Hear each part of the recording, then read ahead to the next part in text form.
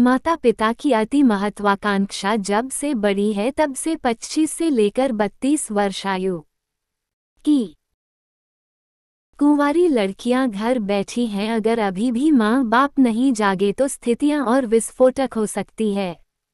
हमारा समाज आज बच्चों के विवाह को लेकर इतना सजग हो गया है कि आपस में रिश्ते ही नहीं हो पा रहे हैं। जिसका मुख्य कारण क्या है ये कभी भी किसी ने सोचने का प्रयास ही नहीं किया। समाज में आज 27 से लेकर 32 उम्र तक की बहुत सी कुंवारी लड़कियां घर बैठी है क्योंकि इनके सपने हैसियत से भी बहुत ज़्यादा है। इस प्रकार के कई उदाहरण हैं। ऐसे बहुत से मामले सामने आते हैं समाज के जिनमें देखने को मिलता है कि बच्चों की आयु कहीं कहीं तो 36 पार हो चुकी है, जो एक चिंता का विषय है। सबसे बड़ा मानव सुखी वैवाहिक जीवन होता है, लेकिन आजकल कुछ मामलों में देखा गया है कि कुछ लोगों अपने बच्चों की तरफ ध्यान न देकर महज पैसे को इकट्ठा करने की दौड़ में दौड़ रहे हैं। पैसा भी आवश्यक है, लेकिन कुछ हद तक पैसे की वजह से अच्छे रिश्ते ठुकराना गलत है। पहली प्राथमिकता सुखी संसार व अच्छा घर परिवार होना चाहिए। ज्यादा धन के चक्कर में अच्छे रिश्तों को नजरअंदाज करना गलत है। संपत्ति खरीदी जा सकती है लेकिन गुण नहीं। मेरा मानना है कि घर परिवार और लड़का अच्छा देखें, लेकिन ज्यादा के चक्कर में अच्छे रिश्ते हाथ से नहीं जाने दें। कई मामलों में देखा है कि लड़का पक्ष को उनके लड़के के बरोबर काबिलियत रखने वाली लड़की तो मिल जाती है, लेकिन वहां फिर भी वह रिश्ता नहीं जुड़ता। रिश्ता न जुड़ने के पीछे मात्र एक ही कारण होता है, लेकिन मैं तो सभी गुण पूरे हैं, लेकिन लड़की के पिता में एक गुण कम है और वह है कि वह एक साधारण एवं गरीब परिवार से है। सभी गुण ठीक होने के बावजूद धन का गुण न मिलना भी एक बड़ा कारण होता है।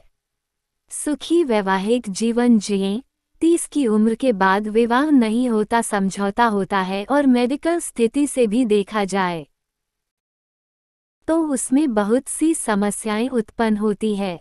आज उससे भी बुरी स्थिति कुंडली मिलान के कारण हो गई हैं। आप सोचिए, जिनके साथ कुंडली मिलती है लेकिन घर और लड़का अच्छा नहीं, और जहां लड़के में सभी गुण हैं वहां कुंडली नहीं मिलती, और हम सब कुछ अच्छा होने के कारण भी कुंडली की वजह से रिश्ता छोड़ देते हैं। आप सोच के देखिए, जिन लोगों के 36 में से 20 या फिर 36 में से 36 गुण भी मिल गए, फिर भी उनके जीवन में तकलीफें हो रही है, फिर ये कैसा कुंडली मिलान हुआ? क्योंकि हमने लड़के के गुण नहीं देखे, कुंडली मिलान के गुण देखे। कुंडली मिलान ने पढ़े लिखे आधुनिक समाज को एक सदी और पीछे धकेल दिया। कुंडली मिलान इस चक्कर में अच्छे रिश्ते नहीं हो पा रहे हैं, और ये कुंडली का बिजनेस आज करोड़ों रुपए का हो गया है। सुबह टेलीविजन चालू करते ही पंडित जी आपका भविष्य बताने लग जाते हैं, और उनको खुद के भविष्य का पता नहीं होता कि उनकी बेटा या बेटी की आगे स्थिति क्या होंगी। आजकल समाज में लोग बेटी के रिश्ते के लिए लड़के में 24 टन का सोना खरीदने जाते हैं। देखते देखते 4-5 साल व्यतीत हो जाते हैं। उच्च शिक्षा या जॉब के नाम पर भी समय व्यतीत कर देते हैं। लड़के देखने का अंदाज भी समय व्यतीत का अनोखा उदाहरण हो गया है। खुद का मकान है कि नहीं? अगर है तो फर्नीचर कैसा है? घर में कमरे कितने हैं? गाड़ी है कि नहीं? है तो कौन सी है? रहन सहन खान पान कैसा है? कितने भाई बहन हैं? बंटवारे में माँ बाप किनके गले पड़े हैं? बहन कितनी है? उनकी शादी हुई है कि नहीं? माँ बाप का स्वभाव कैसा है? घर वाले नाते रिश्तेदार आधुनिक ख्यालात के हैं कि नहीं? बच्चे का कद क्या है? रंग रूप कैसा है? शिक्षा, कमाई, बैंक बैलेंस कितना है? लड़का लड़की सोशल मीडिया पर एक्टिव है कि नहीं? उसके कितने दोस्त हैं? सब बातों पर पूछताछ पूरी होने के बाद भी कुछ प्रश्न पूछने में और सोशल मीडिया पर वार्तालाप करने में और समय व्यतीत हो जाता है। हालात को क्या कहें, माँ बाप की नींद ही खुलती है 30 की उम्र पर। फिर 4-5 साल की ये दौड़ धूप बच्चों की जवानी को बर्बाद करने के लिए काफ़ी है।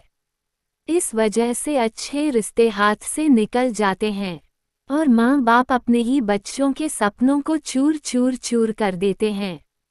एक समय था जब खानदान देखकर रिश्ते होते थे।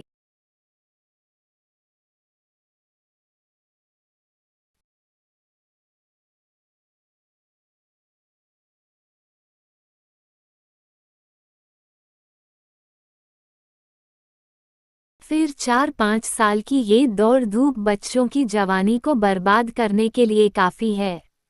इस वजह से अच्छे रिश्ते हाथ से निकल जाते हैं और माँ बाप अपने ही बच्चों के सपनों को चूर चूर चूर कर देते हैं। एक समय था जब खानदान देखकर रिश्ते होते थे। वो लंबे भी निभते थे, समधी समधन में मान मनोहार थी। सुख दुख में साथ था। रिश्ते नाते की अहमियत का एहसास था। चाहे धन माया कम थी मगर खुशियां घर आंगन में झलकती थी। कभी कोई ऊंची नीची बात हो जाती थी तो आपस में बड़े बुजुर्ग संभाल लेते थे। तलाक शब्द रिश्तों में था ही नहीं। दाम्पत्य जीवन खट्टे मीठे अनुभव में बीत जाया करता था। दोनों एक दूसरे के बुढ़ापे की लाठी बनते थे और पोते पोतियों में संस्कारों के बीज भरते थे। अब कहाँ है वो संस्कार? आंख की शर्म तो इतिहास हो गई। नौबत आ जाती है रिश्तों में समझौता करने की। जब ये लड़के लड़कियां मन से मैरिज करते हैं तब ये कुंडली मिलान का क्या होता है? तब तो कुंडली की कोई बात नहीं होती। तब कोई कुंडली, स्टेटस, पैसा, इनकम बीच में कुछ भी नहीं आता। अगर अभी भी माँ बाप नहीं जागेंगे तो स्थितियां और विस्फोटक हो जाएगी। समाज के लोगों को समझना होगा लड़कियों की शादी 22 से 25 में हो जाए और लड़का 25 से 27 का हो। सब में सब गुण नहीं मिलते, पीतल घर में मत लाओ। घर, गाड़ी, बंगला से पहले व्यवहार तोलो। माँ बाप भी आर्थिक चकाचौंध में बह रहे हैं, पैसे की भागम भाग में मिलों पीछे छूट गए हैं। रिश्ते नातेदार टूट रहे हैं, घर परिवार सूख रहा है, प्रेम और प्यार। परिवारों का इस पीढ़ी ने ऐसा तमाशा किया है कि आने वाली पीढ़ियां सिर्फ किताबों में पढ़ेंगी। संस्कार समाज को अब जागना जरूरी है, अन्यथा रिश्ते ढूंढते रह जाएंगे। मैं यहाँ दोनों ही पक्षों को कहना चाहता हूँ कि जब हमारे माता पिता दादा दादी के जमाने में कुंडली मिलान नहीं था तब वो रिश्ते कैसे निभ जाते थे। आज कुंड की मिलान के बाद भी नहीं चलते, आखिर ऐसा क्यों? दहेज एक ऐसा जहर है जिसके कभी किसी का भला नहीं हुआ है। दहेज देने वाले पिता ने सदा अपने सपने खोए हैं, रातों की नींद खोई है, दिन का चैन खोया है। दहेज के कर्ज से वो कभी उभर नहीं पाता है। इसलिए यही कहूँगा कि हमें दहेज का लालच छोड़ देना चाहिए ताकि किसी का घर मकान न बिके, किसी के सपने न बिके।